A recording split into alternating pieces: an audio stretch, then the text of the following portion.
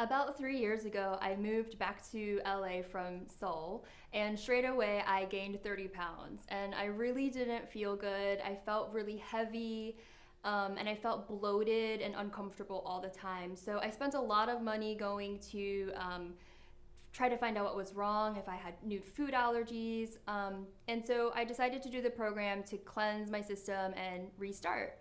About 2 months before I started the program, I started intermittent fasting, and I think together with intermittent fasting and the Habibi Sport Detox, it really helped me shed all of that weight and then get to a place where I could really feel the effects that the food was having on my body. And now I feel like I'm in a better place where I can really listen to my body and intuitively eat. I've been off the program for maybe a month, maybe 2 months now, and I still incorporate the smoothies into my diet. I still do the intermittent fasting. I still think about some of the recipes that Shahada set for me as far as which potatoes were good for me versus which potatoes weren't good for me and things like that.